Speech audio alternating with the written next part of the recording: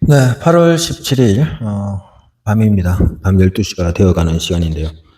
어, 이런 생각을 해봅니다. 나라는 존재가 왜 현세에 살고 있는가? 네. 그리고 이런 답을 얻습니다. 우리가 공상과학적으로 외계인이 있냐 없냐에서 외계인이 있다. 특히나 삼치 아시죠? 고등한 외계 생명체가 지구를 공격할 수 있다. 이런 등의 이야기를 합니다. 저는 거기에 대해서 아주 그냥 콧방귀를 낍니다. 왜 그러냐면 인간이라는 존재가 고등한 외계 과학 문명이라는 것이 있다고 한들 왜 침범할 수 없는 거룩하고 고귀한 존재인가라는 생각을 하게 되는 거죠. 인간이 원시적인 무기와 영토 전쟁을 벌였고 지금 오늘날에 와 있습니다. 핵무기까지 가지고 있는 형태죠. 이재봉 교수님의 유튜브 채널을 통해서 느끼는 게 뭐냐 하면은 그분이 국가 이론에 뭐 박사, 석사 논문 뭐 관심도 있고 뭐 교육학적인 관심도 있고 하시는데 국가 발전에 있어서 뭐 양적인 것, 질적인 것 그런 말씀을 하시더라고요. 참 가장 많이 와닿았습니다. 지금 우리나라가 윤석열 대통령이 비상계엄을 선포하고 그날 바로 그 시간대에 바로 국회에서는 해제를 수용해달라는 것이 통과되었죠. 국회가 왜 그렇게 화들짝 놀라면서 윤석열 대통령을 몰아내는가, 몰아내려고 했었죠. 특히나 민주당 주도로. 특히나 한동훈이 당대표를 하면서 이 복잡한 한국 정치사의 흐름은 이야기할 게 많습니다. 지금 이제 거두되고 있는 것이 해방기에 대한 이야기인데 제가 참 살아온 게 보면요. 아버지께 감사해야 될지 원망해야 될지 모르겠지만 저는 아주 7, 8살 때부터 그 당시 라디오라든지 뭐 등등을 통해서 다른 아이와는 다르게 우리 그 당시에 라디오죠. 지금은 그 어디에도 흔적이 없죠. 자료가 없을 겁니다. 그 당시에는 생으로 드라마를 찍고 방영하고 녹화하는 테이프도 없었고 그런 시절이었기 때문에 생방송 중 사고도 나고 뭐 그런 일들이 비일했죠. 그때에 이제 7, 8살보다는 조금 많지만 아무튼 그 시기에 1980년 그때를 기준으로 2, 3년 이렇게 보면은 우리나라에서의 문제는 마약하고 그리고 8.15 해방과 미군정 3년 동안에 치열했던 좌우의 싸움이었던 것이죠. 그런 부분들에 있어서 그 당시에는 많은 사람들이 제법 많은 이야기를 했었습니다. 어느 정도. 그리고 이승만에 대해서는 욕하지 않았습니다. 특별한 욕은 없었어요, 저 때는. 근데 그 이전에는 욕이 많아서 1960년대만 해도 이승만 정권 하에서도 고등학생들이 선생으로부터 이승만에 대한 비난을 많이 했고 학생들조차도 이승만을 욕했던 그 시절이었다는 사실입니다. 그리고 그 후로도 조금 이승만에 대한 독재에 대한 이야기를 했었고요. 그러다가 이제 군사혁명이 일어났죠. 참 박정희 대통령의 그 업적들을 바라보면은 기독교를 많이 이제 증파시킨 역할도 했었습니다. 단기를 쓰던 공문서에서 이제 서기를 쓰는 공문으로 바뀌었죠. 모든 공문서는 서기 표기를 알렸고요. 상당히 많은 그 일을 하셨습니다. 국가의 정신, 국민교육 헌장이라든지 기타 등등 엄청난 일을 하셨죠. 안타깝게도 참 저와 한번 제가 어린 시절에 박정희 대통령을 한번 볼 수 있는 기회가 날아간 게 상당히 아쉽다 생각이 듭니다. 왜 그러냐면 박정희 대통령께서 인재 육성을 상당히 강조하셨습니다. 초등학교, 중학교, 고등학교 모든 방면에 있어가지고 인재 두각을 나타내는 사람, 예체능에 두각을 나타내는 사람에 대해서는 교사가 아주 적극적으로 학교 자체에서부터 도움을 주는 행위로 많은 어떤 교육 정책에 대한 입김을 불어넣으신 걸로 제가 알고 있습니다. 그런데 참 안타깝게 돌아가셨죠. 왜 그렇게 돌아가셔야만 했을까? 참 그때부터 대한민국의 역사가 뒤틀리기 시작하고 지금 같은 좌파들의 세상이 와 있다는 사실이죠. 그리고 1992년 같은 경우에 저는 어떤 일이 있었고 그때로부터 해서 대한민국의 미래, 즉 나의 미래가 없어졌다 생각하고 어떻게 하면 조용하게 이 세상을 떠날까. 왜 그러냐면 세상에 대한 모든 깨달음을 가졌다고 해도 무방할 겁니다. 무엇이 현실인가. 그래서 이제 산채로 하늘나라로 가고 싶기도 하고 그랬는데 기회를 잃었죠. 그러면 육체를 가진 상태에서 죽어야만이 자신의 고향으로 갈 수 있고 즉 하늘나라로 갈 수 있는데 그러려니까 참 생목숨을 알아서 뭐 이렇게 약을 먹고 죽더라도 죽어야 되고 하니까 그러니까 쉽게 말해서 극단적인 선택이죠. 삶의 허물을 느끼고 그 어떤 것에도 사랑이라는 이성적인 감정을 느낄 수가 없고 그런 시절이 한 10년간 있었죠. 참 이해할 수 없는 일입니다. 그런데 지금 윤석열 대통령의 파면과 그리고 그전에는 먼저 대통령 당선이죠. 보면은 김건희라는 한 여자의 존재가 있었기 때문에 윤석열 대통령의 대통령으로서의 삶이 열렸다는 것도 보여줍니다. 그렇습니다. 결혼이 어떻게 되느냐에 따라서 윤석열의 대통령 당선이라는 희한한 현재까지를 보게 되는 거죠. 그걸 보면서 마치 나의 삶에 대한 대리적인 역할을 하고 있지 않나 그 생각이 듭니다. 내가 만일 그때의 그런 상황에서 내가 그렇게 살아왔다면은 내가 현재 대통령이 되었다라고 볼 수도 있겠죠. 그러나 과연 내가 대통령이 되었다면 오늘날 같은 이런 모습이 되었을까? 여러모로 생각해봐도 상당히 어렵지 않았을까? 아무리 그 20대부터 해서 승승장구의 삶을 살아도 그렇게 여러 가지의 활동을 하였을지라도 정치인으로서의 출세와 사회적 출세는 미리 했겠죠. 그리고 나서 정치적 진출과 출세겠죠. 하더라도 과연 가능성이 있었을 것인가. 예. 한 2002년쯤이면 이제 30살쯤 되었을 텐데 그때부터 정치를 했다면 과연 오늘날의 좌파들 세력과 어떤 관계를 맺으면서 왔을까. 상당히 좀 의문스럽죠. 오히려 실패했을 수도 있고요. 국민들의 의식도 수준이 분명히 낮았을 것 같고요. 방송계라든지 뭐 정치계라든지 이미 그 중공의 입김들이 가득가득했을 텐데 과연 성공을 했었을 것인가. 참 의문을 느낄 수가 있고요. 대신에 이제 한 30년 넘도록 사회의 쓴맛 많이 봤습니다. 단맛 상승 평생의 삶을 안정화시킬 수 있는 그런 기회도 여러 번 있었고요. 그런데 그런 걸 다 마다하고 계엄과 함께 오히려 저는 이제 뭐 거의 죽음을 결사하는 생업을 포기하면서까지 움직여 왔다는 겁니다. 그리고 오늘날 와서 제가 할 수 있는 얘기를 이제는 희망을 느낍니다. 살아야 되겠구나. 꼭 살아서 이 나라에 대한 뭐 물론 그때도 이제 느낀 게 굉장히 컸지만은 지금은 실존주의적으로 굉장히 크게 느낍니다. 대한민국이 이 단순한 나라가 아니구나. 우리 사람 하나하나가 단순한 존재가 아니다. 내 하나가 과거에 그렇게 느꼈던 것이 얼마나 소중한 경험이었는가. 그것을 통해서 이제 내가 해야 될 방향성을 확실하게 봅니다. 무엇보다도 이제 경제적인 안정이라는 것을 가져서 많은 사람들에게 보여줘야 되겠다. 그런 것들도 느껴집니다. 아주 뭐 기적 같은 일을 통해서 많은 사람들에게 희망을 줄 수 있는 사람이 되어야 되겠구나 생각이 들고요. 우리가 뭐 서울에 집회를 많이 봅니다만은 부산에도 집회가 하나 있었습니다. 프리즘이 주최를 해서 사상역에서부터 출발해서 거리를 행진하면서 돌아오는 그런 집회에서 많은 사람들이 자발적인 참여를 했습니다. 주최 측이야 뭐 얼마 되지 않죠. 많지 않죠. 그런데 거의 대부분의 사람들이 자발적으로 참여를 해 주셨습니다. 너무 좋았고요. 이번에도 참 영상으로 정말 아름답게 또는 이 촬영에 여러 가지 모션이 있습니다. 기법이 있어요.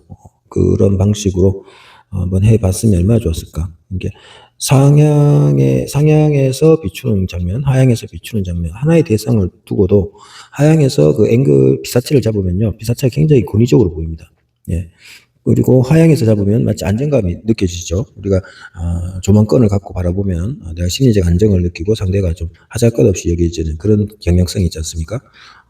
어른 입장에서 아이를 바라보는 것과 아이의 입장에서 어른을 바라보는 것이 그 상향과 하향의 차이죠. 그래서 여러 가지로 이제 촬영으로서 여러 가지 접근법, 카메라 워킹이라는 걸 통해서 그 많은 사람들의 살아있고 생동감 있는 모습을 좀 담고 싶었고요. 그런데 장비가 좀 연결이 안 된 부분이 있었습니다. 짐벌하고 이제 삼각대, 뭐 그러니까 이제 받침대죠, 스탠드죠. 그거와의 그 뭐 연결성이 안 됐던 것이 있었는데 뭐 다행히 지금 이 시간까지 아이디어를 얻어서 징벌과 고정할 수 있는 그런 일이 벌어져서 참 다행이고, 다음에는 우리 가참 우리 지역의 부산의 장면들을 역사적 기록으로 꼭 남겨야 되겠다. 이건 왜냐하면요, 지금 그 이재명의 존재는 확실하게 말할게요. 이건 부정선거입니다. 오랫동안 자행되었던 부정선거. 그래서 국가가 흔들렸고 그런 과정에서 내가 정치적인 성공을 거뒀을 것인가? 아니라는 거죠. 아무리 좋은 아내를 만나서 왔다고 해도 정치적인 성공을 거둘 수는 없었다라는 것이 이제 판명이 났습니다. 그리고 또 중요한 걸 한 가지 알았죠. 그게 뭐냐면은 인류 역사에 있어서 우리나라가 6.25를 겪었는데 그 6.25를 겪었을 적에 미국에서 많은 파병이 왔죠. 첫 번째는 이제 일본이 주둔하고 있던 24사단이 이제 대전에서 열심히 그야말로 3분의 2가 괴멸될 정도로 사상자가 날 정도로 싸워줬고, 그런 것에 있어서 또 미국 본토에서 또 이렇게 충원돼서 왔지 않습니까? 수만 명이. 그러면 그 사람들은 미국 각지에서 왔을 것이고, 미국 각지라는 것을 한번 여러 줄을 생각해 보십시오. 미국의 그 이주, 식민지 상태에서 독립선언하고 또 서로 해가지고 로스앤젤레스까지 당도하는 그 여러 가지 여정들의 역사. 미국이란 역사에 우리나라처럼 건국신화가 있지는 않지 않습니까? 유럽 여러 나라, 이탈리아도 있고, 그죠? 사실 1500년경부터 시작돼서 600년 아주 활발하게 식민지, 그러니까 스페인이죠. 스페인의 어떤 그런 형태들, 그런 것들도 우리가 참 생각해 보면은 미국이라는 그 각지에서, 유럽 각지에서 또 세계 각국에서 왔으니까 전 세계가 그냥 우리나라를 지켜준 거죠. 그만큼 자유진영과 공산진영의 싸움이었고, 공산주의가 얼마나 강력하게 우리한테 영향을 미쳤는가. 그런데 공산주의의 성장이라는 것은 결국 책에 의해서 일어났거든요. 우리가 알다시피 책이 1000년 전에도 이렇게 풍성하게 있지 않았습니다. 구텐베르크 아시죠? 그게 혁명이었거든요. 이제 금속 활자의 발명. 특히나 서양 알파벳을 이용해서는 출판이 용이하죠. 금속 활자로서. 참 그래서 성경을 이제 언어가 있다 보니까 글을 쓰게 되고, 정말 그리고 알파벳 여러분들 우리 다 알잖아요. 그 셰익스피어가 문학이잖아요. 그리고 그 전에 없던 단어를 엄청나게 많이 만들어냈지 않습니까? 자기 문학을 통해서. 그렇습니다. 그래서 영어는 그렇게 새로운 글자를 만들어냈던 것이 신기하죠. 근데 한국에서는 어떤가요? 한국에서 나름의 새로운 어떤 단어가 등장하긴 합니다. 우리가 20, 30년 전에는 없던 여러 가지 글자가 많죠. 줄임말로 통화하기도 하고, 그죠? 여튼 우리의 동양에 있어 가지고는 함자적인 뜻 등과 함께 우리나라에서는 또 서구적 영어를 그대로 한글로 쓰기도 하고 하니까요. 이런 이야기를 하는 이유는 언어라는 것이 결국에는 우리 인간의 인식을 만들어낸다는 것이고, 특히나 이제 활자가 한 500년, 600년밖에 되지 않을 것 같습니다. 우리가 고려 시대 때 그런 거 최초의 금속 활자라고 하나요? 그러면 한 1000년 전부터 뭐라 할까요? 금속 활자가 나왔다고 칩시다. 정확하든 안 하든. 그러면 1000년 전부터 서서히 발달되어 왔다고 해야 될 것이고, 출판물, 서적이라는 것이 대단한 역할을 했겠죠. 그런데 우리가 알다시피 1800년대 순수 이성 시대 칸트 나오고, 그럴 때에 우리가 최초로 이제 혼자 있을 적에 책을 읽고 혼자 있을 적에 생각할 줄 알게 된 거예요. 사람하고 대화하는 것 그것밖에 없던 시절에서 책을 읽을 수 있고, 그리고 혼자만의 책에 대한 내용에 상상을 한다는 것, 사유를 한다는 것. 그러니까 사람들의 인식이라는 것이 바뀐 것은 240년부터밖에 안 된다는 거죠. 요 점이 굉장히 중요합니다. 그러면은 이 240년이라는 시간 속에서 인간이 생각을 하게 되는 거죠. 기존 사회에서는 생각하지 않고 살아왔던 사람들이 어떤 종교적인 권위자들의 말에만 따랐던 것들이 특별한 책도 없었다는 거죠. 제대로. 책이 제대로 없었습니다. 실제적으로. 그러다 보니까 출판이라는 것은 엄청난 일이었고요. 작가가 된다는 것은 엄청난 일이었죠. 그렇지만 2025년도에서는 책이 그렇게 중요하지 않지 않습니까? 왜냐하면 우리가 말하는 모든 것이 책으로 나오기 때문이죠. 책이란 것은 어떤 사람의 연설도 나중에 속기를 하고 그것을 이제 글을 교정하고 하다 보면은 묶어두면 책이 되는 거죠. 책을 만드는 것은 그렇게 어렵지 않습니다. 한 사람이 하루에 몇 페이지씩만 모으면은 1년도 안 돼서 책 하나를 뚝딱 만들어내죠. 기획해서 몇 달을 책을 만들기 위해서 원고를 쓸 수도 있는 것이고요. 그래서 오늘날은 책이라는 것이 너무 단순해졌습니다. 그리고 어떤 사람의 강연을 모아서 책을 통해서 보면요, 똑같은 그 강연의 내용을 책으로 담았을 뿐인데도 그 사람에 대한 인식의 느낌이 완전 달라집니다. 자기 마음을 통해서 읽고 감성과 생각을 가지기 때문에 상대에 대한 이해력이 훨씬 높아지고 아름다워 보이는 거죠. 그래서 책이란 것은 작가를 굉장히 뛰어난 존재로 바라보게 되는 일도 있고요. 요즘에는 또 이제 많은 책들이 있다 보니까 또 자기의 경험들이 있다 보니까 어떤 책을 읽으면 비판도 나오게 되죠. 그래서 자기 인식을 바꾸고 자기 인식을 느끼는 것은 너무 중요한데 오늘날 우리 대한민국의 위기는 심각할 정도입니다. 즉 나라가 완전히 넘어가는 거죠. 기능할 수 없는. 그것이 윤석열 대통령의 계엄과 함께 중공 세력이 마수가 만천하에 드러난 거죠. 전 국민들한테.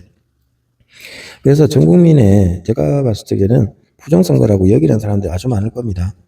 해서 표본을 통해서 여론조사 기관을 통해서 부정선거 있냐 없냐 따져가지고 한번 표본을 통해서 10,000명이든 10만 명이든 크게 조사를 해서 오차 없이 거의 5천만 명의 의사를 해서 부정선거가 있다면은 선거를 까든지 부정선거에 관련한 모든 조사를 해야 될 거라고 봅니다.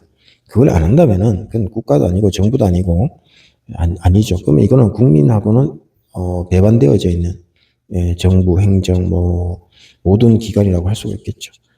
해서 지금 우리나라에서는 사법부, 판사들의 부패, 카르텔을 우리가 국민들이 완전히 뽑아야 되고요. 뿌리 뽑아야 되고요. 꼭 하고 싶은 이야기는 우리 인류 역사에 있어가지고 대한민국이 걸어왔던 역사와 전 세계 역사도 포함됩니다만은 오늘날의 일이 결코 무관하지 않다. 즉 모든 종교를 포괄해서 지금 민주주의라는 것이 나왔고 민주주의라는 것을 통해서는 시민사회로 가야 되는 것이고 따라서 대한민국을 모든 행정구역을 시로 이름을 명칭을 바꿔야 된다는 거죠. 일제시대 때 도, 부, 면, 읍 이런 식으로 했다면은 지금은 대한민국의 모든 행정구역 읍 같은 거 없애고요. 모두 시로 일단은 만들고 사실 우리 대한민국 다 시로 돼 있죠. 무슨 시, 무슨 면, 무슨 읍 이런 식이니까 그래도 거의 모든 구역이 시화해야 된다. 그래서 그 시 자체에서의 이제 도농 간의 균형을 맞춰야 된다는 거죠. 그래서 지금 80여 개가 있는 시를 줄여야 된다고 저는 생각합니다. 상당히 줄여서 50여 개의 시 정도로 해야 되지 않을까. 그래서 거기에서 나오는 한 100여 명의 의원들이 국회로 해서 입법기구의 역할을 하고요. 대통령의 행정을 돕고 견제할 수 있도록 해야 되겠죠. 그런데 자유시민사회로 간다면은 대통령이 무리한 짓을 할 수가 없습니다. 그리고 사법부도 전국에 3,000명이 있다고 하는데 판사가 그렇게 둘 필요가 없죠. 한 300명 수준으로 판사의 숫자도 굉장히 줄이고 판사가 되는 것도 누구나 원하면은 될 수 있는 방향으로 가야 될 거라고 봅니다. 판사 생활 오래 할 필요도 없잖아요, 그죠? 근데 왜 판사 생활 오래 할까요? 철밥거리기라서 이권이 있기 때문이겠죠. 판사 출신들이 보통 다 잘 변호사하지 않지 않습니까? 로펌 고문을 하지, 꾸준하게 있다가. 근데 판사들이 전문적 지식이 너무 없어요. IT 관련 뭘 아는 게 없고, 젊어서 사법고시 합격하고, 요즘에는 좀 달라졌지만, 그러니까 판사 유입이라는 것이 은근하게 조금씩 늘어나고 있습니다. 국가의 세금을 더 먹으려고 그러고 판사로서 자기 자제를 판사로 올리고 싶어서 했어 그런지 모르겠지만 그리고 기득권들이 의원 아들을 어디에 취직하고 판사 아들을 어디에 취직하고 너무나도 이 카르텔이 국민들 모르게 저들의 세상이 만들어져 버린 거죠. 이럴 수는 없죠. 그래서 자유시민사회라는 것은 직업이라는 것, 경제적인 것이 균등해지는 거죠. 그래서 정치 참여도 마찬가지입니다.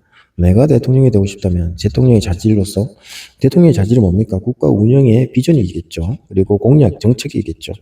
가장 훌륭한 정책을 가지고 있는 사람이 대통령이 되는 것이지 무슨 권력의 어떤 하수인이라든지 뭐 국제적 관계 속에서 뭐 요즘 말하면 뭐 중공도 되고요, 뭐 딥스테이트도 되고요, 뭐 글로벌리스트도 되고요. 그런 자들의 입김과 함께 매수되고 그런 식으로 대통령이 된다면 이건 말이 안 되지 않습니까? 더군다나 부정선거가 너무 명백한데 부정선거를 말하면 처벌하겠다. 이러면 이 나라가 끝나는 거죠. 조만간에 이제 이재명을 내세운 중공 세력이 우리나라를 완전히 먹느냐. 그러니까 그 입법이죠. 악법을 통해서 대한민국의 국민들을 옥죄할 것이냐. 거기에 국민들이 굴복할 것이냐, 이길 것이냐의 싸움이 이제 더 벌어지고 있는 것이죠. 실제 지금 경기가 계속 안 좋아지고 있지 않습니까? 이게 다 설계된 거라는 걸 모르십니까? 30년 전부터 대한민국의 경제를 낙태할 정도로 낙후시키는 것이 저들의 목표가 아닙니까?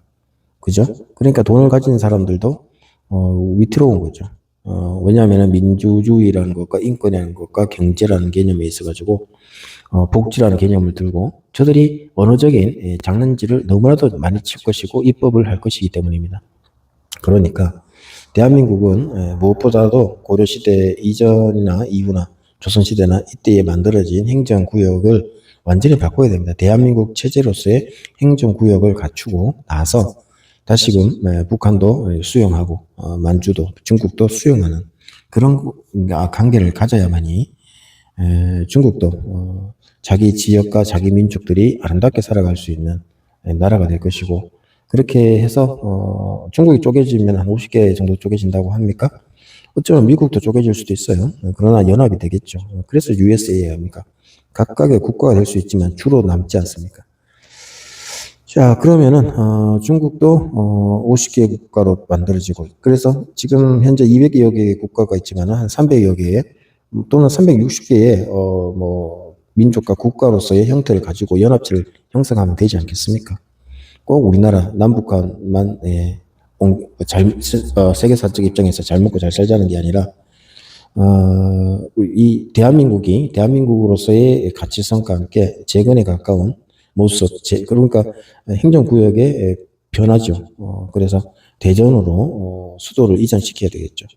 국가의 중심부로 그렇게 해야 된다고 봅니다. 그래서 서북쪽, 서남쪽, 동북쪽, 동남쪽 이런 어떤 네 군데의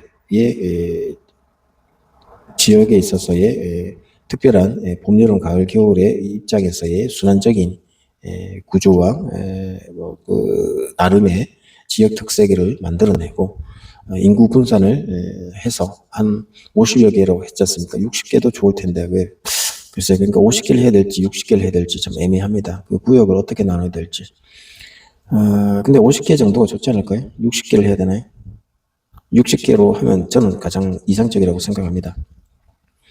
아니면 64개의 지역으로 만들어도 좋겠죠. 그래서 이제 상당히 줄여서 64군데 정도로 해서 64군데가 좋겠네요. 88이 64, 64개. 그렇게 한다면은, 인구가 이제 각각 100만 명씩이 안 되겠죠. 그러나 이제 특별시 수도권도 인구가 그렇게 밀집되어져 있지 않는 그런 식으로 분할적으로 각 시가 그야말로 자치적 행정 속에서도 잘 살고 일단 이제 북한하고의 관계가 있으니까 군대의 조직은 전군 통솔적인 개념으로 지역 방위와 주요 국가 방위를 할 수 있는 외국 방력은 갖춰야 되겠죠. 해서 도로, 토목이라든지 이런 모든 것들 그리고 주택들, 의식주의 개선들을 가야 되겠죠. 자, 그러자면 지금 현재가 겪고 있는 문제, 대한민국 부정선거와 가짜 대통령이지만 저렇게 있는 걸 통해서 우리가 뭘 해야 되겠습니까? 개헌 작업이 들어가야 되겠죠. 그러자면 이제 국민의 이런 비폭력 혁명적인 혁명이죠. 지금 시위 집회가 다 혁명 행동입니다. 가짜 내려오라, 선거 부정 저거 밝히자. 이게 계속해서 더 일어나야 되죠. 일어날 수밖에 없는 게 이재명의 역량, 민주당의 역량이 바닥을 치고 있습니다. 왜 그러냐면 우리가 일반적인 사람들이 문학과 지식과 통찰을 갖고 있기 때문에 뭐 주사파 사람들이 가지고 있는 20대 때의 이념보다 훨씬 더 높기 때문이죠. 주체 사상이라는 것은 그냥 말도 안 되는 소리입니다. 그냥 개소리라고 할 수가 있죠. 하나의 사이비 종교죠. 그게 어떻게 가치가 있을 수 있습니까? 문제는 중공의 그 이념입니다. 중공은 소련처럼, 소련도 스탈린도 소비에트 연방의 사람들도 스탈린을 통해서 이 세상에서 지상천국 최고의 각오의 없던 상황으로서 살아갈 수 있다. 그 꿈을 가졌고 그것 때문에 소비에트 연방 이제 볼셰비키 혁명이 일어났던 겁니다. 공산주의 선언이라는 것이 마르크스가 1868년인가요? 68년쯤 합치자 48년도 안 될 것 같은데 그 시기에 집필한 것이 나왔죠. 68년 나왔으면 한 20년 자기도 인생을 보면서 1800년대 이제 산업혁명과 프랑스 혁명을 보면서 너무나도 바뀌는 세상 속에서 상인들이 이제 하층민들 농업하는 사람 뭐라 그럽니까? 농부 계층을 꼬드겨서 일으킨 게 귀족과 왕을 몰아낸 프랑스 혁명이잖아요. 우리나라로 치면은 이제 대신들 그런 거죠. 문관들 귀족들이 무슨 영주이고 그랬지 않습니까? 아무튼 그런 식으로 일어난 그 프랑스 혁명과 산업혁명으로서의 그런 모습 속에서 공산주의를 꿈꿨던 거죠. 그리고 자본론을 집필했고, 그것이 이제 그 시대 사람들한테 영향을 주었고, 그것이 레닌이 또 이제 국가선언, 이런 공산주의 국가선언, 이런 따위에 글을 쓰면서 추앙을 받았고, 실제 레닌은 이제 러시아 이제 혁명에 있어서 이제 왕 같은 역할, 서기장이라 할까요? 주석이라 할까요? 그런 위치까지 갔죠. 그러다가 죽었고, 그렇게 죽고 나자 스탈린이 바로 이어서는, 정권을 잡고 많은 사람을 학살도 하고 숙청도 하고 엄청난 일이 벌어진 거니까 사실은 모두가, 지상천국을 외치고 있고 중공도 마찬가지입니다. 중화민국이 탄생했지만은 그 당시에 있던 1921년 아닙니까? 중공에 그런 게 볼셰비키 혁명도 있었고 순원의 그 신의 혁명은 1911년인가요? 그런 과정 속에서 청나라가 무너지는 가운데 있어서 그 중화민국이 만들어졌지만은 그게 또 부정부패가 깔려 있다 보니까 거기에 공산주의 사상에 심취하고 새로운 국가를 만들어 보자 우리도 자들도 처음에 몇 명 안 되던 것이 이제 청나라를 무너뜨렸는데 우리도 공산주의로서 한번 혁명하자. 얘들도 민주주의죠. 부정부패가 심하지 않냐. 그래서 몇 명이서 모여가지고 이제 창당을 하고 선언을 하고 해가지고 한 명 이제 그 당시에 가능했습니다. 그것이 이제 국共내전으로 가서 이제 완전히 죽을 수밖에 없는 입장인데도 그 장학량인가가 그랬고 또 장제스가 또 그것을 받아주고 그러다 보니까 일본하고 싸우고 이러다 보니까 중국에 있어서는 중공이 어마어마한 승리를 했지만 여기에서는 죽음도 불사하는 그 사상이라는 게 있는 거죠. 그러면 자유민주주의 사상은 무엇이냐? 지금 중공도요. 제대로 권력을 유지하지만은 공산주의 사상을 통해서 통일된 지구를 만들고 또 지상천국을 건설하자 하고 있는데 사실은 권력의 어떤 욕심을 내포하지 않는가. 예를 들면 우리가 지금 우파 집회 유튜버들이 많이 생겼고 코인을 먹고 있습니다.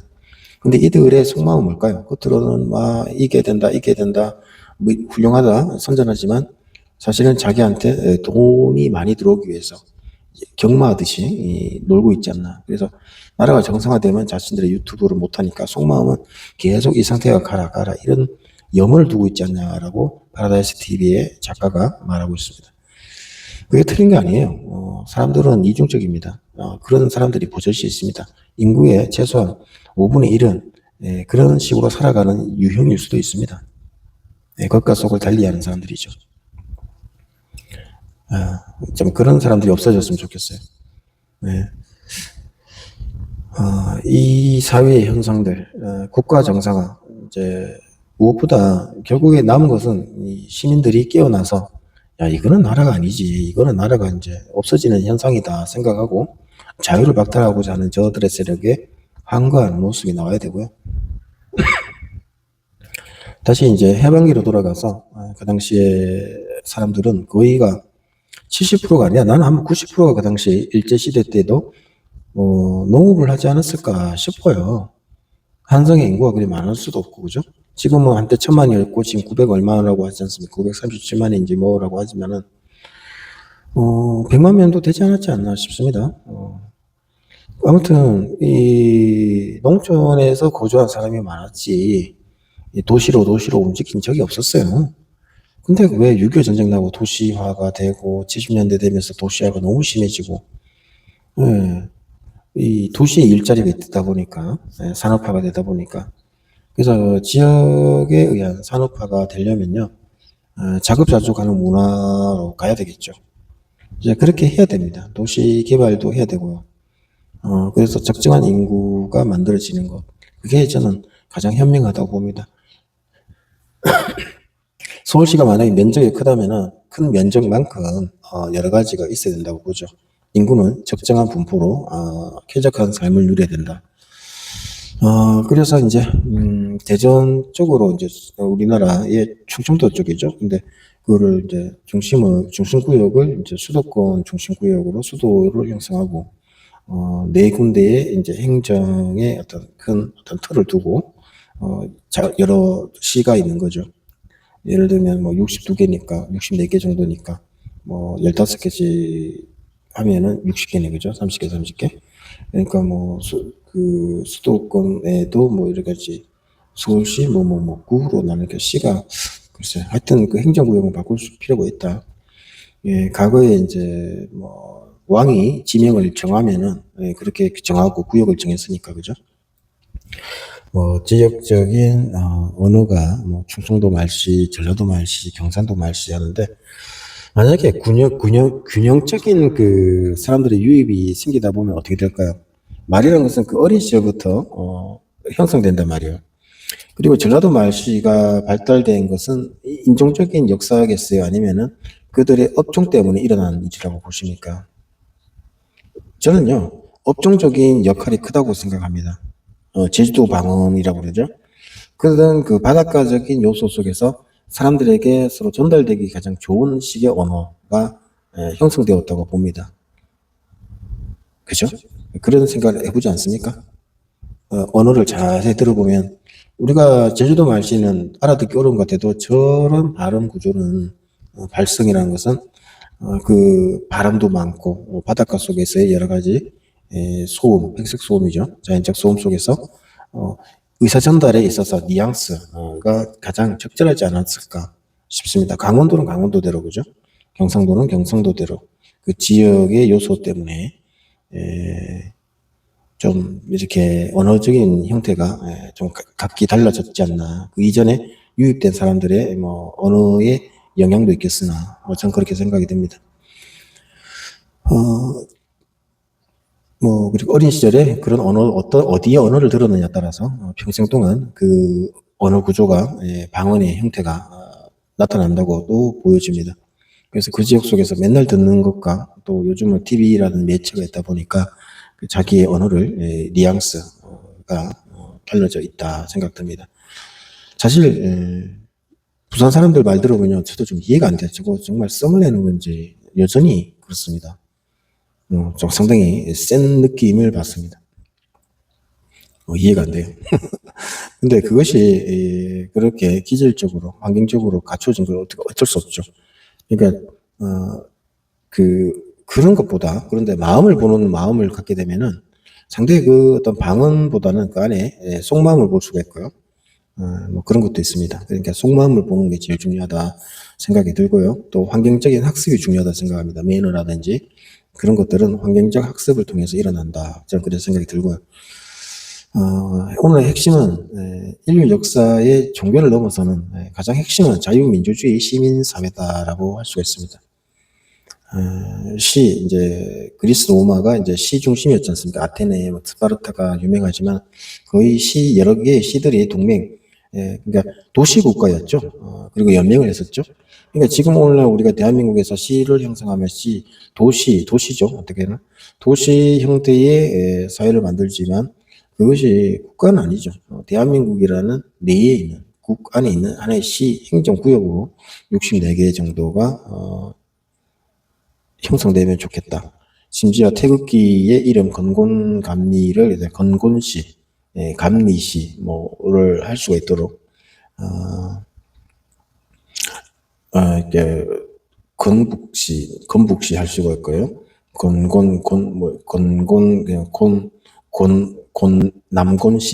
곤남시 할 수도 곤남시. 예, 리는 서 쪽에 붙여도 되고요. 리서시. 좀 이름이 생소한가요? 갑자기. 건곤감리, 감동시, 감남시, 뭐 이렇게. 그리고, 갑자시, 을축시. 예. 그러니까 64개를 넣으면 되겠네요, 진짜. 그래서 개해식, 이런 식으로 시를 60개, 64개 정도로 태극기 형태로서 구역을 나누고, 그리고 수도권에서도 서울시 구역을 나눠야 되니까 무슨 이렇게 말할 수 있죠. 무인구, 구를 나눌 것 같은 무인구, 무진구, 이런 식으로 64개를 넣었으면 좋겠다. 그러면 그런 식으로 해서 그러니까 봄, 여름, 가을, 겨울, 그리고 목화, 토금수 이런 어떤 기운을 그 우리나라 지역적 행정적 속에 푹 담아서 그런 식으로 이제 하면은 가장 멋지지 않나. 조선 사회가 만들어진 배경을 또 따르게 되는 게 아닐까 싶습니다. 그래서 조선 탄생 배경은 우리가 알 필요가 있는데, 조선이 이성계를 통해서 정도전이라는 것이 조선을 설계했는데, 조선이요 사실 미개발 지역이었습니다. 미개발 지역. 왕건이 여기서 싸우고 무주공 803 그런데 전투가 벌어졌다고 하고, 실제 역사에서는 고려의 진짜 땅은 중국 저쪽에 있었다라고 하는데, 중국 저쪽이라는 게 뭘까요? 신라도 그렇죠. 신라의 진짜 본고지는 저 중국 쪽에 있다라고 할 정도 아닙니까? 신라방 백제소인가 그런 것들이 영역이 낮은 곳이 아니고 아주 큰 영토를 가지고 있었다 이렇게 보기도 하지 않습니까? 근데 왜 신라가 결국에는 이 우리나라 쪽으로 들어왔을까요? 중국에서 살다 보니 저 동쪽에 멋진 나라가 있다고 하는데, 신선이 살고 너무너무 좋은 곳이 있다고 하는데, 그래서 아마 정착을 하게 되고 경주 쪽에 터를 잡고 신화를 만들어내고 그러지 않았을까 저는 생각이 듭니다. 실제 알이 나오는 것이 외계인이 놓고 간 게 아닌가라는 말을 하는데, 그렇게까지는 볼 필요가 없고, 그 이전부터 우리는 단기를 썼고, 그렇기 때문에 AD 이제 서기를 기준으로 해서 100년 안 되는 사이에 고구려 백제 신라가 형성이 됐잖아요. 그러다가 왕건이라는 존재가 나타나고, 개성에서 태어났던 존재고, 그러니까 아마도 그 고려의 땅에서 왕건이 존재하고, 중국에서의 어떤 역할도 있고 한데 모르겠습니다. 그거는 모르겠어요, 진짜로.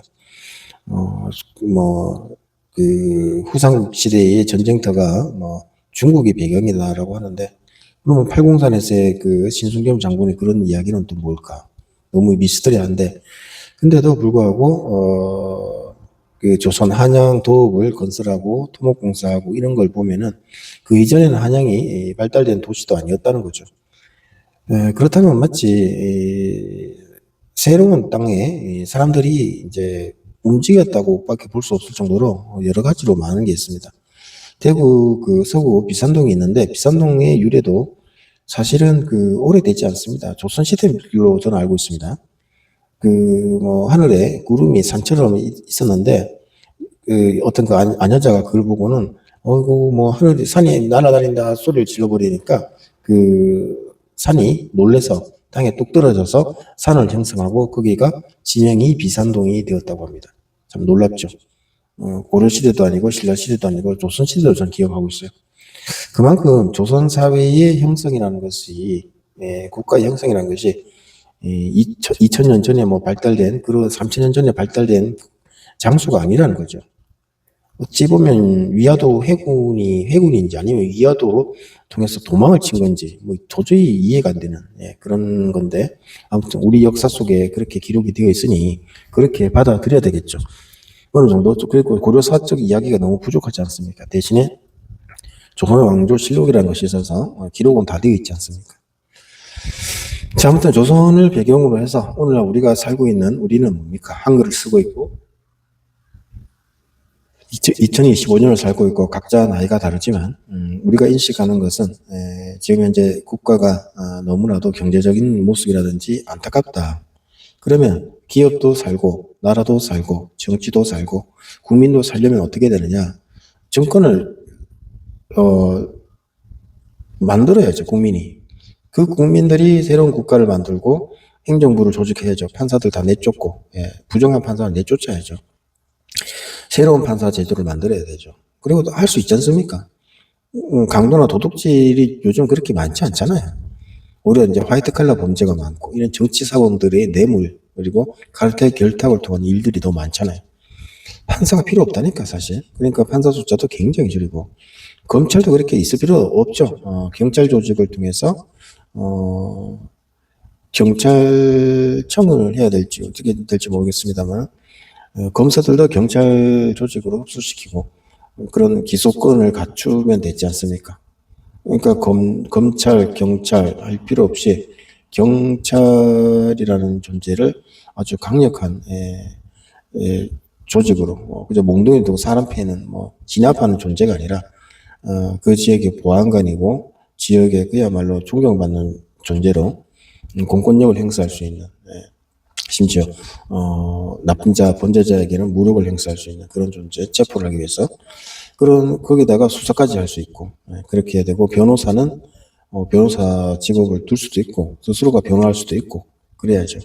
글자도 생판 모르는 시절과 지금은 다르지 않습니까? 그러니까 변호사 제도는 여전히 가질 수가 있는 것이고요. 또 내가 변호사도 하면서 이것도 하고 저것도 하고 다양한 직업을 가지고 있어 살아가고 있고 네, 그 사람이 죄 안 지으면 괜찮잖아요. 그리고 경찰 조직은 국가의 여러 가지도 다 이제 경제 사범이든 다 조사할 수 있고 수사할 수 있고 그렇게 하면 되겠죠. 그런 식으로 법원이라는 것은 이제 법을 만들고 하는 데 있어서 판사적 역할, 법원과 이제 그 검찰청이 없어지는 거죠.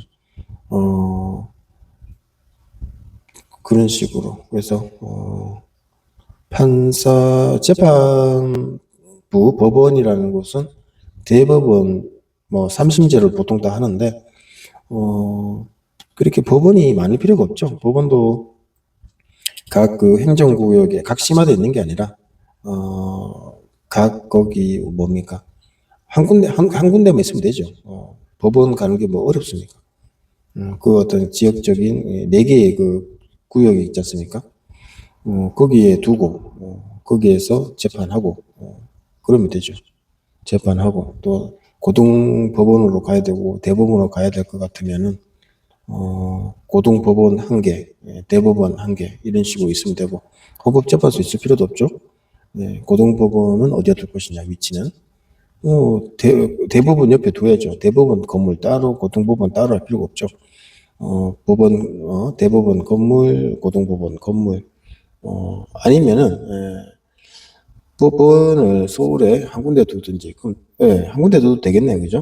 중심부에 행정구역이 이제 우리나라가 앞으로 이제 그래도 이제 거리가 2시간 걸린다. 그럼 교도소, 구치소는 몇 군데? 전국에 한 군데, 구치소와 가깝게. 그러면 되겠네요. 그렇게 거리도 멀지 않고. 아무튼 교도소도 그렇게 많지 않아도 될 정도로 아름다운 사회, 이 새로운 국가를 형성해야 된다. 난 그렇게 생각해요. 그럼 기업은 어떻게 발달시킨 것인가? 역시 이제 요즘 시대는 이제 코딩이죠. 컴퓨터 코딩, 인공지능이죠. 인공지능과 양자 컴퓨터 개발, 그리고 추진제 개발, 핵 소형화, 그리고 안정성, 그리고 핵 재처리, 안정성, 그리고 재활용. 그러니까 천연의 그것요. 이제 지금의 석유 산업 제품들을 생분해하는, 해체하는 기술. 자연 정화 방법을 찾아야죠. 지난 100년 동안 산업 섬유, 이제 석유의 타르인가요? 그런 걸로 해서 화학 구조를 통해서 플라스틱 제품이 나오고 있는데 그것들을 천연적인 소재로 이제 만들어 버리는 그리고 퇴비 기술, 농업 기술, 기후 문제 대비하는 것 그런데 중점적인 국가 역량을 개발해 나가야 되는 것이고 무엇보다 소통 능력, 외국어 능력 그리고 농업이 중요하죠. 산림, 특히 산림, 우리나라의 산림, 약초, 허브 이런 것들을 꼭 잘 만들어내서 식물에서의 추출, 몸에 이로운 약성 성분을 추출하는 기술을 개발해야 된다. 저는 그렇게 생각하고요.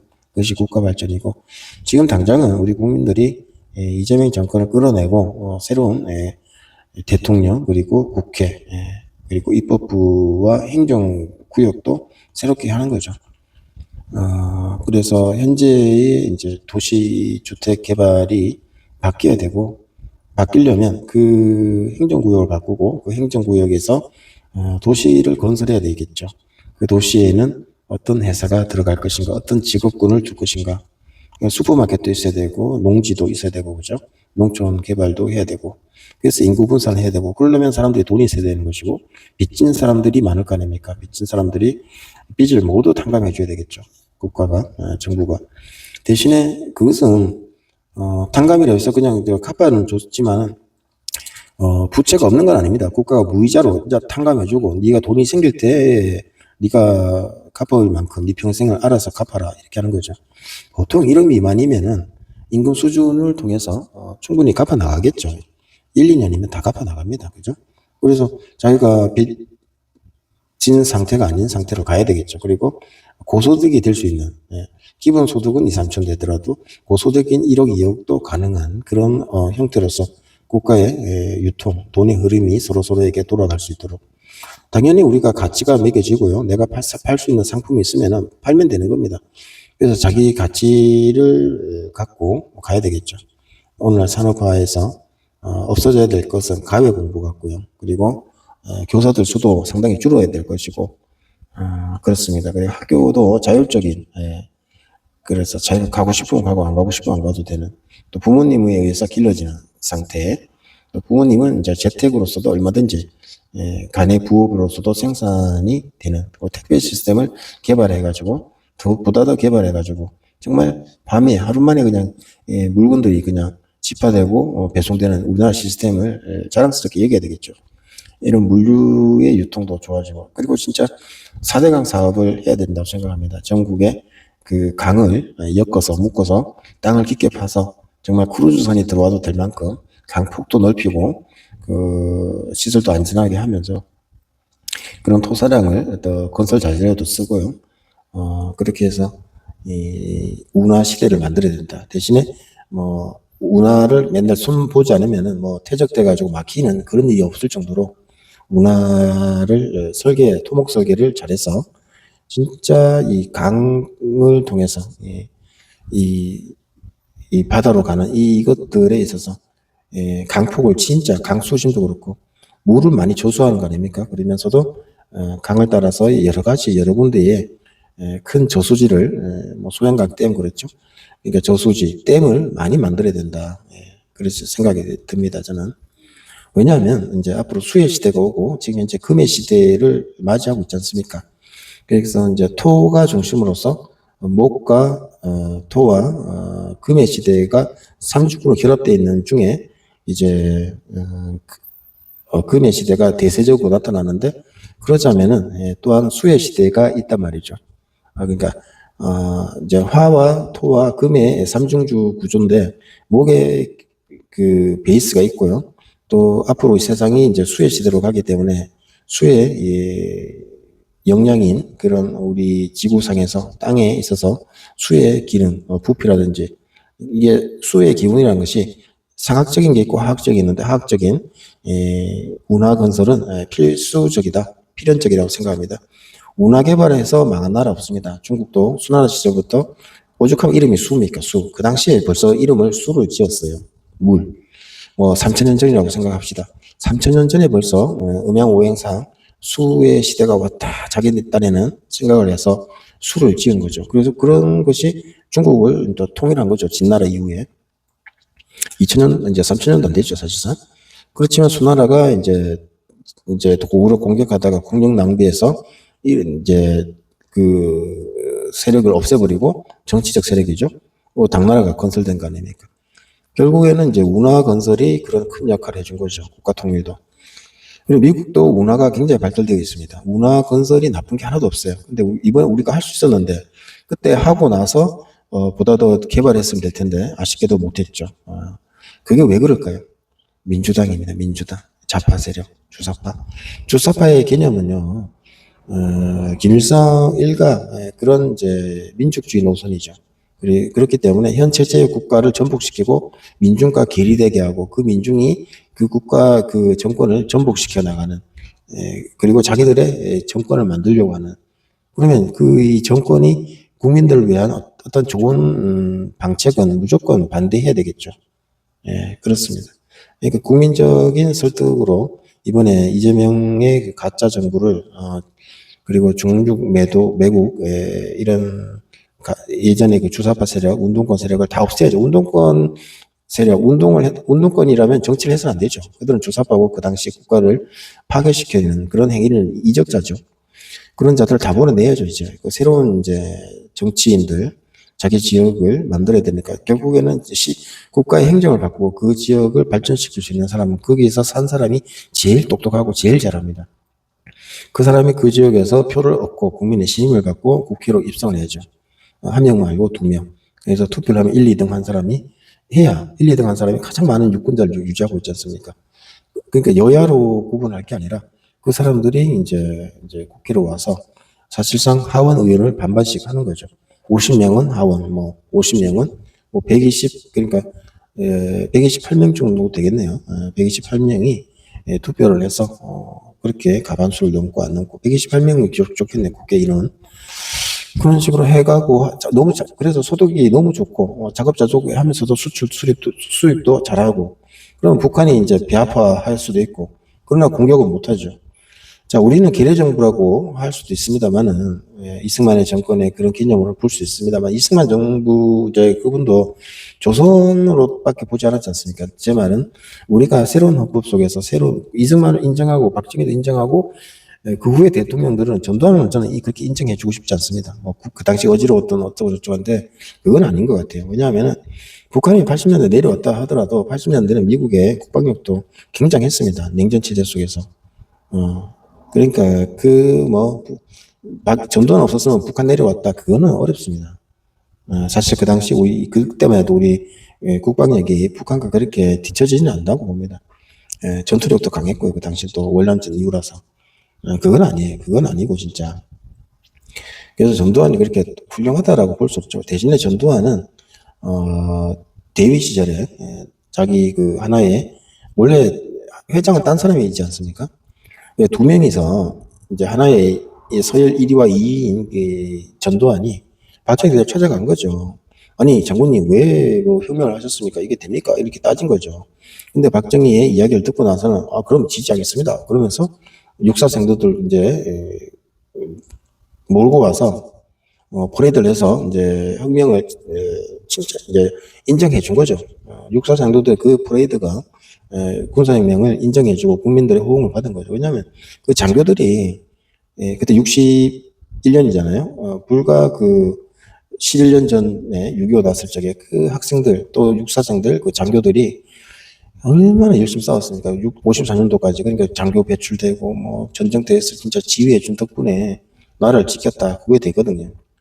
지휘관이 없으면 부대는 이제 와해되거나 괴멸되고 군기도 엉망이지 않습니까?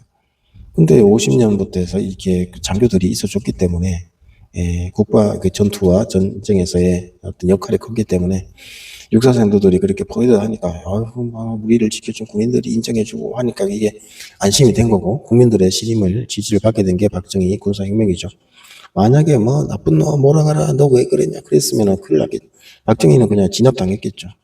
하지만 그 진압 안 당할 만큼 박정희는 뜻을 뒀기 때문에 누구나 공감할 수밖에 없었고 장도영조차도 자기가 오랜 이제 연설을 하고 그랬던 엄청난 일이었죠.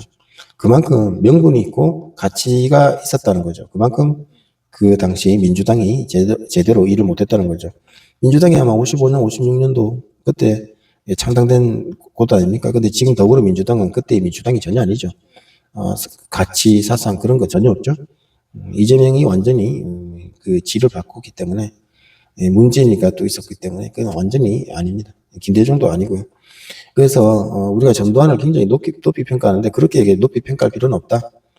실제 비자금 너무 몇천억씩 한 거는 기업의 이미지, 기업 정신을 많이 탁하게 만들었다. 난 그래 봅니다.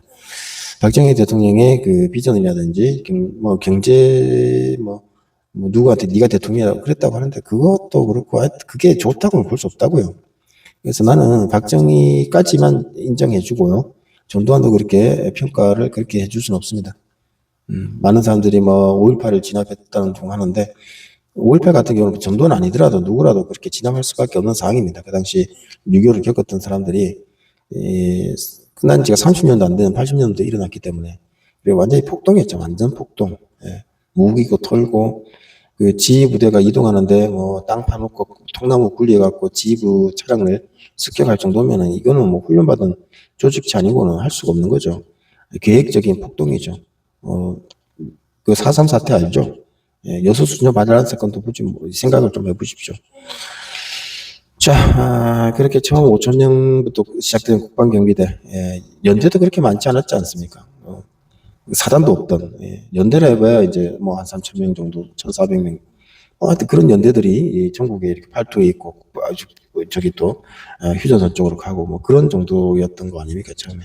그래서 48년도에, 그 이제 총선 전에 50선 총선이죠.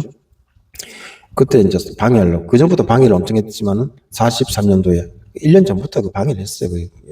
제주도 가가지고. 그러다가 이제 터져가지고는 그것이 이제 아주 크게 일어난 게 4.3이고 그걸 진압하려 했더만은 그 일어나서 이제 축제적으로 투입하다가 계속 군경이 자꾸 죽고 그래가지고 연대를 투입시키려고 하니까 10월 달에 그 자들이 동쪽으로 어떻게 확산하는 식으로 해가지고는 지휘관을 죽이고는 여수 순천에 그냥 뭐 해가지고는 또 많은 사람들을 학살하지 않았습니까?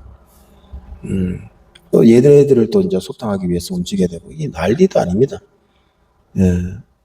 어쨌거나 그러면서 50 총선은 이루어지고 제주도만 이제 선거를 못한 걸로 아는데 8.15인데 이미 4.3은 터졌고 50 총선 전에 어쨌거나 국가는 이제 건국이 되고 그런 이거를 보셔야죠. 그러니까 북한은 또 주사파들은 대한민국 인정 안 합니다. 뼛속 깊이. 그리고 공산주의 사상이 일제시대 때 만연했고요. 그 당시 농민들이 이 땅을 뺏기겠다는 걸 알잖아요. 일본이 가장 와서 먼저 토지 측량부터 했고, 그리고 이제 그 대대로 이제 알아서 이제 이 땅은 누구 김아무개 누구 거라고 인정해 줬던 게 있었다면, 일본인은 그런 거 인정 안 해주면서 다 뺏어버리고, 또 일본인들이 일본 그 사람들이 땅을 소유했지만은 뭐 30% 40%까지 하는데 그 일본인 땅들이 또 어떻게 됐습니까? 그 비하가 많겠고 또한 우리 조선인들이 지주들이 또 그 농민들의 땅을 사게 되는 여러 가지 일이 있지 않습니까? 그러니까 일제 시대에는 우리 조선의 지주들이 생겨났고 그런 지주들에게서 또 땅을 사는 자들이 생겨났단 말이에요. 돈이란 것이 생겨났기 때문에 이제 땅 장사라는 것이 과거에도 조선시대 땅값이 올랐지만 일제 시대에도 땅값이 오르고 땅을 사고 파는 일들이 벌어졌고 그렇게 땅을 많이 갖고 있던 사람들이 북이나 남이나 마찬가지로 뭐 땅을 이제 서로 뺏었죠. 근데 이승만은 이제 유상으로 이제 했죠. 일단은 이제 말은 유상이지만 일단은 이제 뺏은 거죠. 지주들로부터 전국의 땅을. 그래가지고 이제 사람들에게 나눠줬죠. 누구에게 이만큼 나눠주면서 그러니까 유상으로 이제 몰수를 한 거죠. 이승만이. 그리고 유상으로 몰수하고 북한은 무상으로 몰수했죠. 그냥 다 뺏었죠. 무상으로 뺏고 돈 안 주고 뺏고 이제 돈 주고 배분한 게 아니라 북한 같은 경우는 강제로 다 뺏고 이제 돈 안 주고 다 뺏고 돈 안 받고 나눠줬지만 결국 그것은 국가 소유였던 거죠. 예.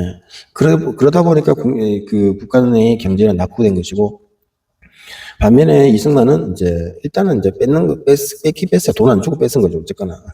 그러나 이제 내가 그냥 뺏는 게 아니다. 돈 준다. 이 땅값의 가치. 그러니까 그만한 가치를 이제 네가 받게 된다. 3년을 이제 통해서 네가 받는다는 거죠. 어떻게? 이제 그래서 이제 사실상 이제 무상으로 이제 뺏은 택도 되지만 유상으로 이제 가는 거죠. 자 보세요. 잘 보십시오. 이승만이 그렇게 했잖아요. 그러면서 이제 이제 땅을 나눠줘요. 이제 사람들한테 이게 이만큼 당신 땅 대신에 당신 땅이지만 당신이 이 농사를 지어서 3분의 1은 당신의 그 주인한테 원래 땅 주인한테 줘야 된다. 이게 3분의 1, 3분의 3.3이죠. 그러니까 3년을 하면은 이제 1이 채워지잖아요. 그러니까 10이 채워진다. 100이면은 100이 채워진 거야. 33%, 33.3%. 하여튼 그런 식으로 해서 땅의 가치에 있어서 땅값에 대한 가치. 땅값이라는 것이 이 쌀이 나오는 그거잖아요. 이 땅에 얼마만에 쌀이 나온다. 그래서 이제 그것을 그런 식으로 해서 이제 그 사람이 쌀을 팔아서 돈을 만들어 현금화할 수도 있고, 그죠? 그런 식으로 이제 100%이 땅의 지금의 이 가치대로 너한테 주는 것이다. 이런 식의 성립이 된 거죠. 자, 그러면 48년 8월 15일에 그렇게 했고 89년도에 그런 거 토지개혁이라 이제 일어났다면 3년 지나면 어떻게 될까요? 대한민국은. 그러니까 6.25가 필연적으로 날 수밖에 없습니다. 1950년. 왜냐하면 교육도 바꿨죠. 땅에 대한 그런 가치를 바꿔놨죠. 그러니까 10년만 지나면은 남북 관계가 어떻게 되면 그 당시에는 이제 세계에서 꼴찌 1, 2등 해던 나라였기 때문에 김일성이 볼 때, 이승만을 볼 때 무섭거든요. 호랑이거든요. 내가 이대로 정권은, 여기서는 정권을 유지하겠지만, 딱 보니까 아니거든. 이승만의 능력이 대단하거든요. 아이고, 저거, 반드시, 저거 쳐들어가서 이게 부숴버려야 된다. 이 생각을 하고 있는 거죠. 김일성은. 그리고 이제 48년도 돌아가는 거, 건국되는 그 서울의 상황을 보고, 49년 되니까, 이거는 뭐, 도저히 안 하면 안 되는 거예요. 이 김일성은 46년도부터 이제 국가 조직을 다 바쳤고요. 우리나라 이제 도시 탐탐하고 있었고, 장난하고 있었던 거죠. 그래서 49년도, 이제 48년도에 이런 우리나라의 움직임을 보고는 딱 이제 9월 달에 자기는 이제 건국하지 않습니까? 근데 그게 실수죠. 우리가 이제 정통성 잃어버린 것도 되고, 자, 아무튼 그런 이야기가 있습니다. 그래서 이제 김일성이가 전쟁을 안 일으켰으면은 이제 50년도부터 6.25 났지만은 48년도부터 10년, 58년도 되면은 체제가 생산성이 있어가지고 남한을 앞질 수가 없어요. 더군다나 민족주의적인 요소도 성격도 강하기 때문에 야 대만에 남한은 저렇게 더 잘 사는데 우리 북한은 이 못 사네 이거 안 되겠다 하면서 이제 사람들이 일난단 말이에요. 그러니까 전쟁을 일으킬 수밖에 없던 거예요. 김일성도 그걸 다 알고 있었단 말이에요. 응? 무상으로 이제 뭐 몰수하고 무상으로 분배를 했지만 결국에는 내가 진다. 이제 전쟁을 안 하고 저거를 적화를 안 시키면은 자체적으로 민중들이 나를 쫓아낼 수밖에 없다. 그렇죠. 그럼 남한은 또 어때요? 이승만도 당연히 그걸 생각했기 때문에 북한은 우리가 북한을 먹을 수 있다. 이렇게 북침 뭐 신우주 가서 밥 먹고 있던 소리가 나오는 수밖에 없는 거예요. 이길 수밖에 없다고. 비밀리에 뭐 군대 조직 훈련하고 탱크 뭐 이렇게 받아내고 하긴 했었지만 그걸 몰랐지만 이승만 다 보고 있었던 거예요. 근데 전쟁이 나버렸죠. 근데 잘 싸워줬고 그랬던 걸 우리가 알아야 됩니다. 자, 그 후로 전쟁 이후에 그 여러 가지 요소들 이야기해야 되겠지만 여기서 중요한 거는 우리가 민주주의 개념을 몰랐다는 거예요. 이제 건국 때까지. 일단 건국하고 보니까 이승만의 정책, 토지 부분, 교육 부분, 그리고 핵개발 그런 것도 이제 핵 원자로 이런 거 있잖아요. 원자력 발전소 이런 것까지 이승만 때부터 다 놓고 있었습니다. 그래서 사실상 이제 박정희도 이 국가가 엉망이고 나라가 엉망이었던 시절에 또 문제는 자유당 정권이 문제가 있습니다. 자유당 정권, 국회의원들이죠. 그 깡패와 결합된 자유당 정권의 나쁜 행동들이 좀 있었습니다. 이승만은 또 반공이고 누가 뭐라 그러면 그런갑다 하면서 그래 좀 그래도 그렇게 합시다 이런 식으로 갔는데 이제 큰 틀은 잘 만들어 놨는데 그래서 반공은 왜 그래야 됐냐면 이제 건국 후에도 좌파들이 설쳤습니다. 남노당이 막 와해는 됐지만은 지하 조직으로 숨어 들어가 가지고 늘 정부를 비난하고 자경사상을 심고 있었기 때문에 나라가 극도로 혼란스럽고요.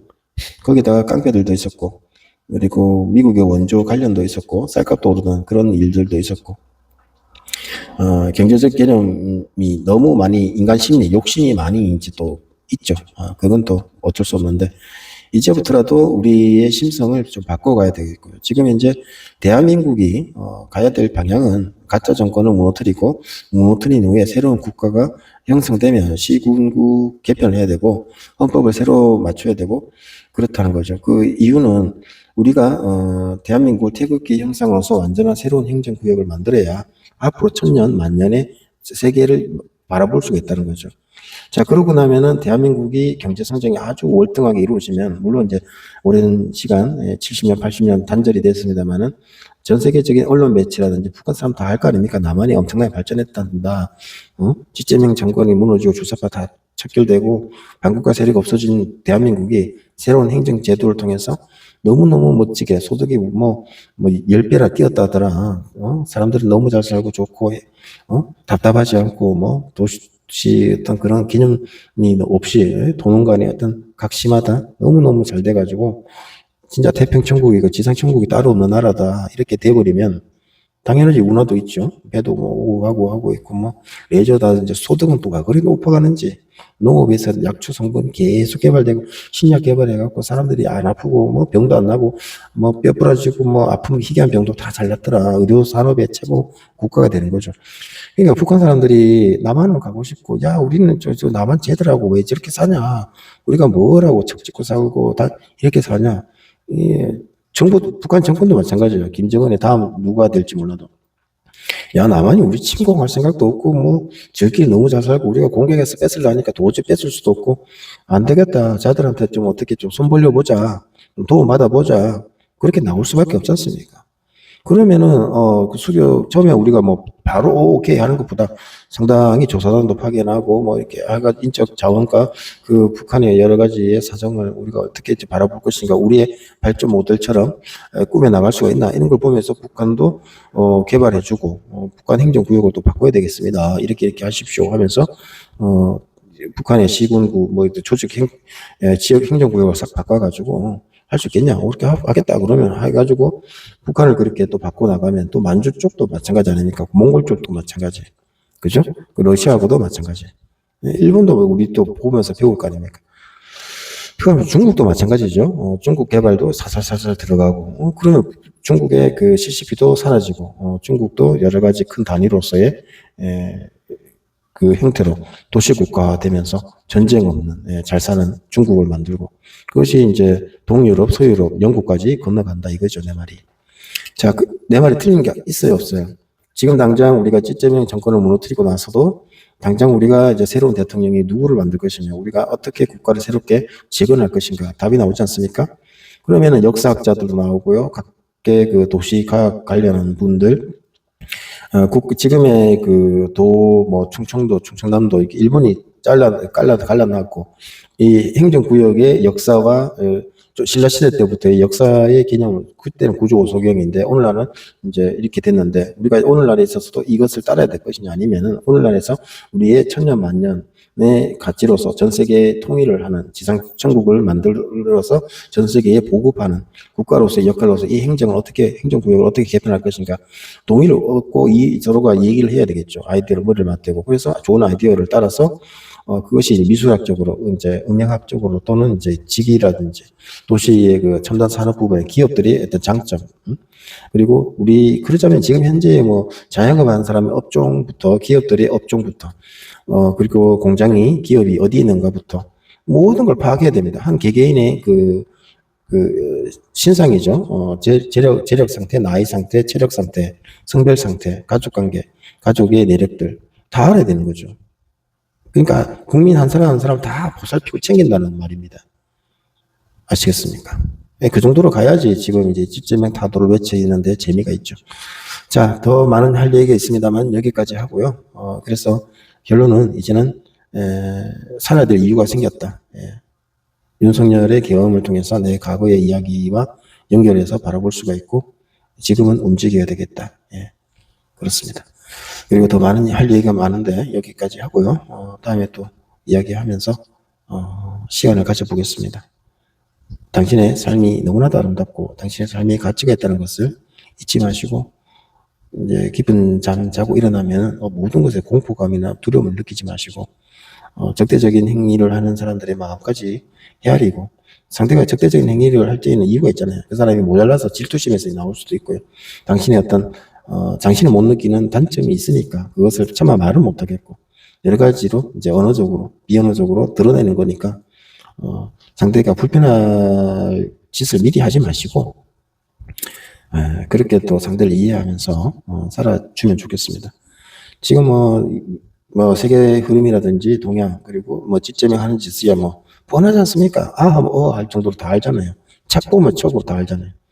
그러니까 빨리 몰아내지 않고는 우리가 죽어요. 우리가 내가 죽고 너가 죽고 가진 사람도 죽고 이민 간다고 뭐 해결이 됩니까? 저들의 목표는 뻔합니다. 조선 500년 역사가 다 그렇습니다. 조선 이상만 좋았지 실질적인 국민의 삶은 다 폐허였잖아요. 이제 우리 국민들이 주인이 되고 국민들이 너무나도 잘 살고 천국이 따로 없구나. 지상천국이 바로 이거다. 태평천국이 이거다 할 수 있는 세상을 천년 만년 열어야 될 거 아닙니까? 내가 대통령이 되든 너가 대통령이 되든 이 나라가 누가 통치를 하더라도 잘 될 수 있는 그렇게 될 수밖에 없는 그런 구조로 가야 될 거 아닙니까? 그래야 내가 죽고 너가 죽고 나서도 그 후대 사람들이 나보다 나은 사람의 사상과 인격으로 통치하고 그렇게 국회라든지 입법, 사법, 행정이 다 돌아가고 모든 국민이 주인이고 주인공이고 가장 뛰어난 사람이 전국적으로 가장 좋은 아이디어, 국가를 가장 아름답게 전 세계를 가장 아름답게 만들 수 있는 사람이 대통령이 될 수밖에 없는 시스템을 만들면 되잖아요. 그런데 뭐가 잘못된 거예요? 맞잖아요. 그 길을 갖겠다는 겁니다. 그 사상을 퍼뜨리겠다는 겁니다. 또 사상적 퍼뜨림과 사상적 갖춤과 그리고 언어적인 소통 능력의 시대. 말을 하면은 아름답게 말하고 네가 말하는 것을 나는 이렇게 받아들이고 저렇게 받아들이고 하는 것에 있어서 너무나도 서로가 좋은 시대. 그러니까 결혼도 잘하겠죠. 서로의 짝이 있잖아요. 집신도 짝이 있다고. 사람마다 밀리미터 단위급으로 차이가 나는데 쎄만 해도 0.1mm만 차이 나도 서로가 맞잖아요. 암수 이렇게 나사 볼트를 할 것 같으면. 근데 사람인들 안 그렇겠어요? 집신도 짝이 있듯이. 이 사람과 저 사람 사이에도 5천 만에 딱 나누고 2,500만, 2,500 남녀라면 자연스러운 성비도 만들어야 되겠지만 인공적인 낙태 하지 마십시오. 내가 나중에 인공적인 낙태로 인해서 이 사회의 역사가 뒤틀어진 거 얘기할 게 많아요.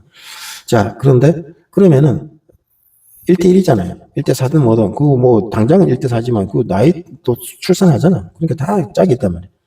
그러면 서로가 이렇게 가장 이상적인 적절한 사람과 남녀가 결혼해서 살아야 되는데, 무엇이 이거는 갖다가 뭐, 걸떡거리고, 뭐, 돈 있는 남자한테 뭘 하고, 이런 식으로 하면 안 돼요. 사랑이라는 거는, 성이라는 거는 성에너지에 대한 얘기도 하게 많아요. 한 사람은 죽을 때까지 사랑해도 모자랍니다. 근데 이 사람 저 사람 해보면 뭐가 좋다는 건지 나 이해가 안 돼, 도대체. 응? 진짜 자기 영혼과 맞는 사람과 만나서 살아가는 게 제일 중요하다고요. 왜 남녀가 있고 왜 육체 결합이 있고 영혼의 결합이 있는 줄 아십니까? 그러니까 영혼의 결합에 대한 이야기도 해야 되고 또 왜 인간은 와서 외계인 뭐 고등한 종족들 행성들 그 겁을 왜 내느냐고요. 그럴 필요가 없다는 거예요. 인간이 얼마나 고귀한 존재인지 그 부분도 얘기할 게 있고요. 앞에 벌써 다 얘기해 놓은 게 있습니다. 그걸 알아내는 사람이 있으면 참 좋겠고요. 없더라도 나는 그렇게 생각하고 있으니까 자, 그리고 지금은 이제 우리가 가야 될 길은 가난한 사람이 없고 의식주가 해결되고 부익부, 빈부격차를 줄여나갈 수 있다는 거죠. 그러니까 대기업이라고 해서 뭐 무조건 돈을 많이 번다 그런 개념보다는 큰 기업 여러 가지 많은 사람들이 일거리를 주는 기업인이라고 해서 무조건 많은 돈보다는 적절하게 돈 벌면서도 그렇게 뭐 다른 사람보다 10배, 100배, 10,000배 이렇게 버는 게 아니면서도 명예적으로 기쁘게 분배되는 기업 문화가 만들어진다는 거죠. 그만큼 많은 사람들이 돈을 또 받는 거 아니겠습니까? 공평하게 그런 기업 문화를 만들겠다는 거예요. 일자리는 많고 기업이라고 해서 뭐 소득이 뭐 몇 조씩으로 가는 게 아니라 뭐 몇 천만 원, 그러니까 다른 사람도 몇 천만 원이면 자기도 몇 천만 원 가더라도 기업 오너로서의 역할을 하고 기능을 할 수 있는 그런 사회가 된다. 이제 이해가 좀 되시나요? 그러니까 빈부격차, 의식주 해결, 지상천국 같은 세상이 온다는 겁니다. 자, 감사합니다. 이런 말을 해주셔가지고 많은 도움이 되고요. 또 생각에 의식의 확장에 큰 도움이 되고 지금 2025년 8월까지 온 이 대한민국의 이 많은 사람들의 그 역사의 방향, 앞으로의 방향, 우리 한국 내에서만 잘 먹고 잘 사는 게 아니라 전 세계를 잘 먹고 잘 사는 새로운 세상으로 만들기 위한 이 행진, 이 시작을 우리가 모두 알아야 된다. 저는 그렇게 생각합니다. 감사하고 또 내 삶이 이제 하나도 잘못된 게 없구나. 내가 살아온 삶이 오늘날의 역사를 만나기 위해서 살아왔고 많은 고생도 했고요. 죽을 고비가 너무 많았고요. 하지만 그거 자체가 오늘날 삶으로 오게 하기 위한 운명의 흐름이었다. 난 그래 봅니다. 그러니까 여러분들의 삶도 마찬가지예요. 누구 한 사람의 어려운 삶이 여러분 당신의 잘못이 아니라 이 역사적 사명 속에서 당신이 가야 될 길을 보게 하기 위한, 스스로 각성, 자각하기 위한 기회였고, 오늘 영상시대, 유튜브 시대가 구텐베르크의 금속 활자의 개발과 발명과 똑같다고 하지 않습니까? 그 이상이라고 하지 않습니까? 4차 산업혁명이 아니라 5차 산업혁명으로 갈 수도 있고요. 지금 현재 우리가 유튜브 시대를 통해서 한국형 유튜브도 만들어야 되고, 전 세계적 유튜브도 만들어야 되고요. 구글 못지않은 검색 시스템도 만들어야 되고요. 정말 한국이 인터넷 강국으로서, IT 강국으로서 가야 될 컴퓨터 코딩 관련한 거 있잖아요. 윈도우 프로그램 이상의 프로그램을 만들 수 있어야 되고요. 그리고 인공위성이라든지, 이제 국토 개발이라든지, 농업적인 약초, 뭐 농업, 벼도 그렇고요. 하여튼 뭐 미생물, 바이오 할 것 없이 개발하고 성장할 게 엄청 많습니다. 그래서 아까도 말했지만 재활용 관련한 거, 그거 정말 중요하고요. 그래서 앞으로 금의 시대, 물의 시대를 만날 텐데, 목화토금수의 시대가 어떻게 되겠어요? 처음에는 목의 시대가 강성하다가, 그 다음에는 불의 시대가 강성하다가, 그 다음에 토의 시대가 강성하다가, 그 다음에는 금의 시대가 강성하다가, 또 수의 시대가 강성하는 그런 자연적 법칙이 있단 말이에요. 지금 우리는 토를 중심으로 화토금과 함께 목과 수까지 이제 조금씩 열어가는 상태란 말이죠. 그러면 이제 그래프라든지 벤 다이어그램이라든지 여러 가지 시각적 효과로서 그 시대상의 모습을 드러낼 수가 있는데, 언어적인 것으로도 본인 스스로가 눈을 감고 깊은 어떤 명상 속에서 그 느낌을 받으실 수 있을 겁니다. 그래서 문화 관련한 것도 해야 된다는 걸 꼭 아시고, 그래서 이명박이 그렇게 나타났는데 그걸 방해한 게 민주당이고, 박근혜가 나름으로 부정선거로 당선이 됐든 어쨌든 통일 대박을 외쳤지만 오히려 탄핵당하는 그런 일을 겪는 것이고, 윤석열이 내수적인 부분도 잘 챙길 수가 있었는데 못하게 했던 것이 민주당이고, 심지어 계엄으로까지 가게 만들고, 계엄하니까 또 탄핵시켜버리고, 내란이라고 혐의를 씌우는 민주당이고, 다시금 문재인 같은 인간 그리고 중국 세력이 더 들어오도록 만들어놨다는 거.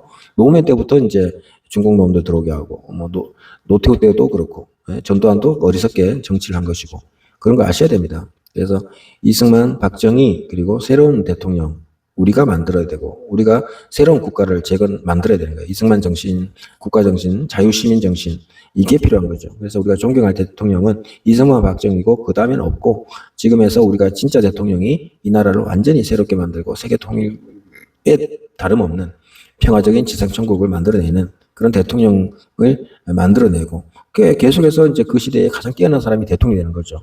이 말만 해도 성경적인 이야기를 다 틀어서 얘기할 게 많습니다. 아시겠어요? 불교적인 역사적 얘기도 그렇고, 이슬람 관련한 얘기도 그렇고, 할 게 너무 많아요. 그렇지만 오늘 여기까지 하고요. 아까부터 이제 여기까지 한다고 했는데, 곱씹고 봐도 지금 살아있는 우리 모두가 축복된 삶입니다. 모두 아름다운 삶을 살고 그랬으면 좋겠어요. 또 그렇게 되고 있습니다. 감사합니다.